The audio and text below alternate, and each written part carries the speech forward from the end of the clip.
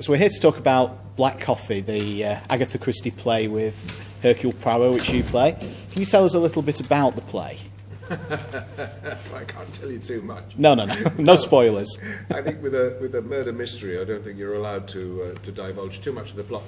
But I think we do give away anyway, very early doors, the fact that Black Coffee is a bit of a clue. Because why would you call a play Black Coffee? Because it's not exactly murder at the vicarage, which tells its own story, is it? There's a vicarage and somebody gets murdered there. Black Coffee could be anything. It could be a story about Starbucks, but it's no, it is, and the audience laugh enormously when we come to the bit where the coffee is served, because one particular cup gets passed from person to person. And you can feel the audience all desperately trying to find the lady and think, who had it last? Who's ending up with it? Who's going to die? Anyway, so yes, the coffee is poisoned. But I don't think I'm giving anything away there. And the story really is a double crime. Poirot is in fact called down to solve another misdemeanor involving a theft. But on his arrival, it turns into not only a theft, but a murder as well. Or an unexplained death, shall we say, which transpires that it is a murder. So he ends up by having to solve two cases, which is fun, really. He only gets it at the end. What do you think the endearing appeal is of the character? Because he is so extraordinary, I think. I mean, there's, on the face of it, there's absolutely nothing to like about it. He is an arrogant, self-centered, opinionated, big-headed, pompous, small Belgian with a silly moustache. Now, if you put that down on paper and invented that character now, let's forget that he was invented by Agatha Christie.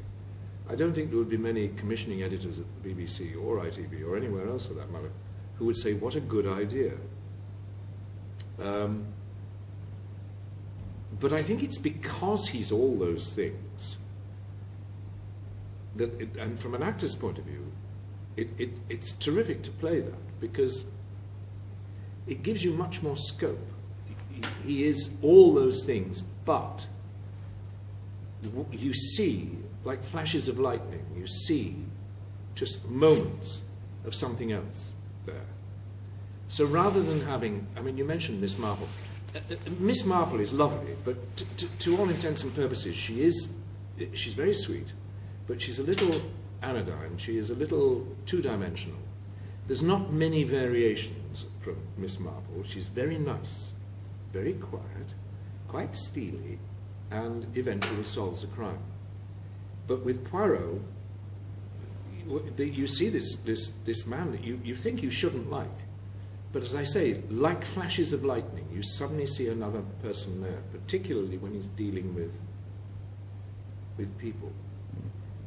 That is his genius, his ability to be the person that the person he's talking to wants him to be. But in our play, there are quite a lot of characters, and Poirot interviews them all. And what is fun in the second act, and what is fun about that, is the interviews are all different.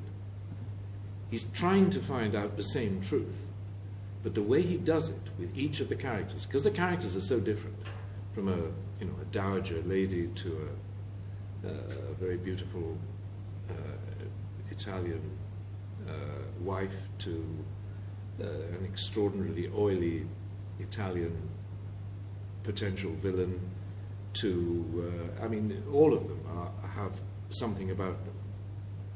But Poirot handles them all completely differently.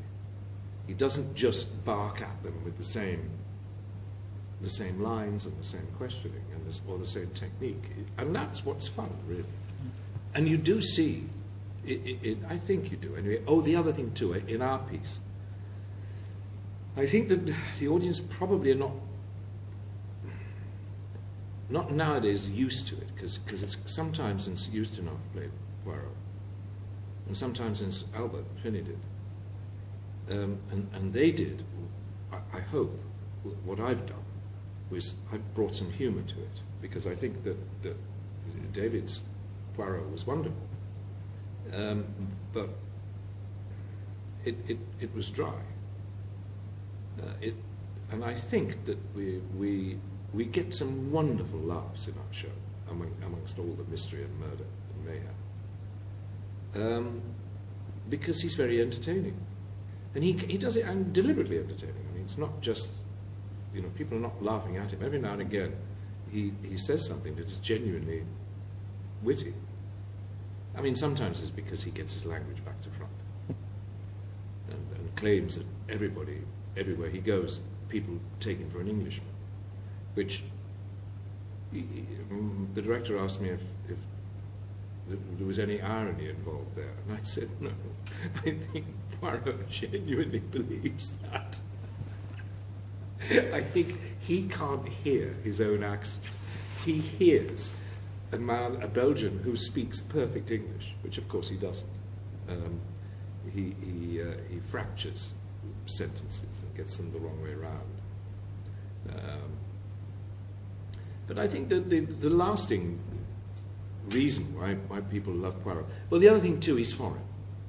So when he's rude or arrogant, the audience can feel, well, it's because he's foreign. He's not one of us. I'm actually echoing some of the lines from the play. There are lots of references, not necessarily only about Poirot, about foreigners not being, you know, one of us. You have to bear in mind that this was written a very long time ago, 80 plus years. And times have changed considerably, thank God. But at that time, it was not unusual for small societies to be not used to having foreign people around, even after the First War. Anyway, so I think that's why Poirot has such longevity. He's a very entertaining character. I mean, so he has all the things that all the other detectives have, in so much as he is very good at deducing things and working things out and solving crimes, which he does brilliantly. But he's also quite entertaining too. I mean, I suppose along the lines of Columbo. Columbo is, you know Columbo is, I mean, he's a bit of an oaf, but he's very entertaining oaf. And I think Poirot is a very entertaining, pompous git. But I've grown to love him. Well, that's clear from the way you describe the character. No, I adore him. And I've got to say, I have huge fun playing it. It's far more scope than I ever imagined there would be when I took it on.